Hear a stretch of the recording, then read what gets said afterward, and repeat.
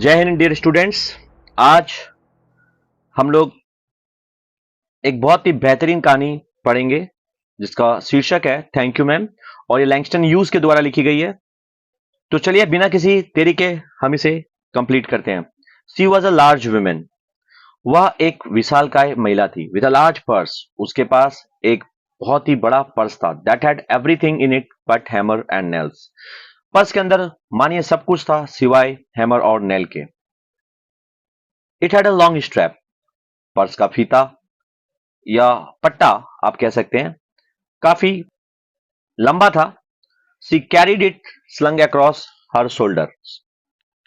और वो जो महिला थी वह उसे कैरी करती थी अपने कंधे पर लटकाकर। It was about 11 o'clock at night. रात का समय था, करीब 11 बज रहे थे। She was walking alone. वह अकेली ही टहल रही थी, शायद अपने घर लौट रही होगी अपने काम से। When a boy ran up behind her and tried to snatch her purse. तभी एक लड़का पीछे से भागते हुए आया और उसने उनका पर्स छीनने का प्रयत्न किया। The strap broke with the single tug.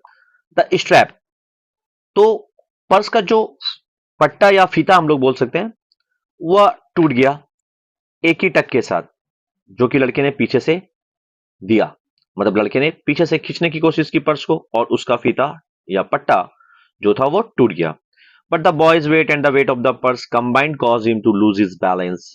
So instead of taking full blast as he had hoped, the boy fell on his back on the sidewalk.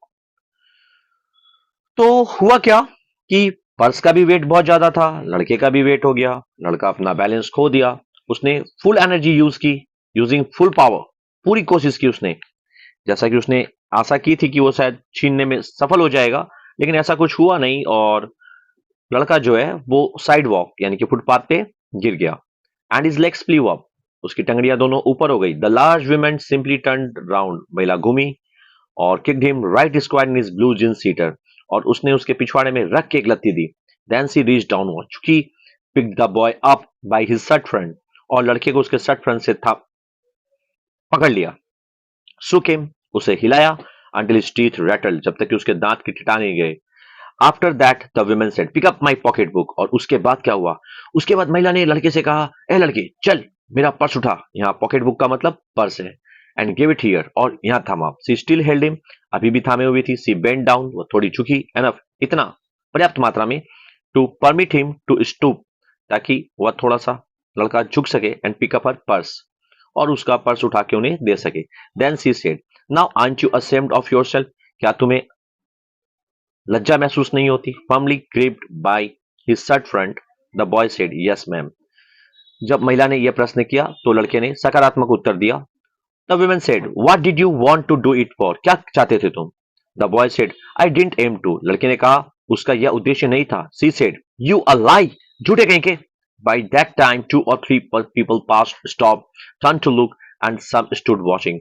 उसी दौरान कुछ लोग जो है वहां से शायद गुजरे, रुके और फिर घूम के देखने लगे। If I turn you loose will you run, asked the woman.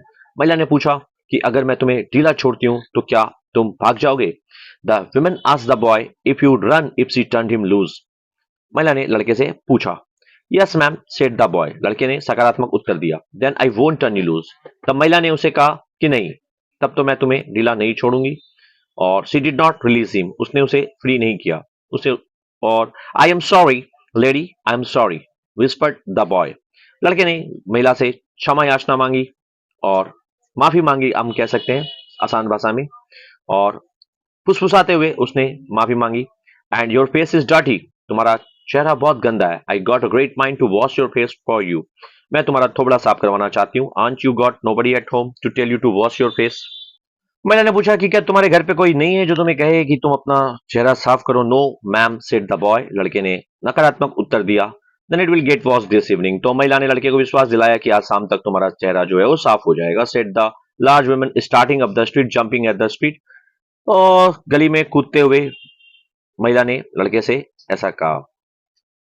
Dragging the frightened boy behind her, उस भयभीत लड़के को अपने पीछे की तरफ खींचते हुए वो आगे ले जा रही थी। ड्रैगिंग का मतलब घसीटना होता है, घसीटते हुए वह उसे ले जा रही थी। He looked as if he were 14 or 15. लड़का देखने में कोई 14 या 15 साल का होगा. Frail, दुबला पतला, willow wild मतलब दुबला पतला, लंबा, croup, in tennis shoes and blue jeans. लड़के के टेनिस शूज पहने हुए थे और ब्लू जीन्स पहनी हुई थी. आज के लिए इतना ही काफी है. इसका अगला पार्ट हमारे नेक्स्ट वीडियो में देखिए. और हाँ, अगर आप इस चैनल पे नए हैं तो आप इसे लाइक, शेयर और सब्सक्राइब करना बिल्कुल ना भूलें. इसके अलावा बेल नोटिफिकेशन को ऑल पे सेट कर लें ताकि हमारे आने वाले सभी वीडियो, चाहे वो ग्रामर के हो, प्रोज के हो, पोइट्री के हो या प्ले के हो, आप तक पहुंचते रहे. Thank you for watching.